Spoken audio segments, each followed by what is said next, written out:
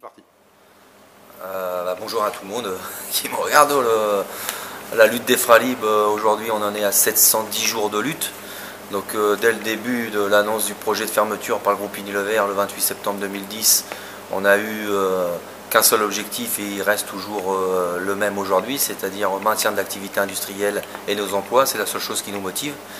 Donc depuis ces 710 jours de lutte, on ne lâche rien, on est toujours dans la lutte aujourd'hui. On est passé sur plusieurs phases, on a réussi à faire casser 2 procédures où l'entreprise a dû réintégrer l'ensemble des salariés.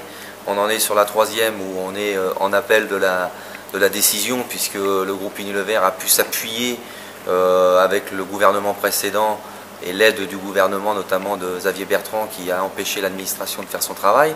Donc aujourd'hui, puisque depuis le mois de mai, il y a un nouveau gouvernement, on a notamment récemment de nouveau renouvelé au nouveau gouvernement de faire toute la lumière sur ce dossier. Dernièrement, l'inspecteur du travail vient de refuser le licenciement des délégués, qui donc prouve bien ce qu'on crie depuis des mois, c'est qu'il n'y a aucune justification économique à la fermeture de cette usine. Donc en parallèle, nous on a construit une solution alternative avec l'aide de notre cabinet Projexa, cabinet d'expertise économique.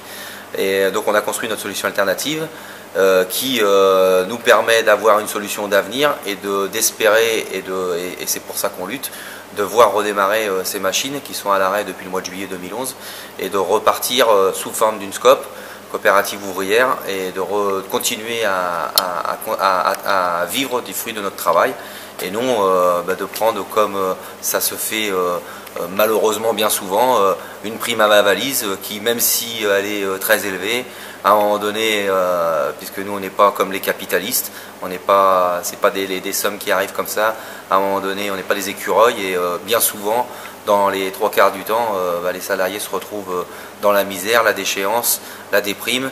Et moi qui l'ai vécu déjà avec une première fermeture de l'usine du Havre, beaucoup de mes camarades au Havre, restés au Havre en 98, n'ont jamais retrouvé de travail. Et donc c'est pour ça aussi qu'on redouble de volonté dans cette lutte. On sait que le seul avenir qu'on a pour nous et nos enfants et les emplois futurs des jeunes qui arrivent derrière, c'est de conserver notre outil industriel et nos emplois.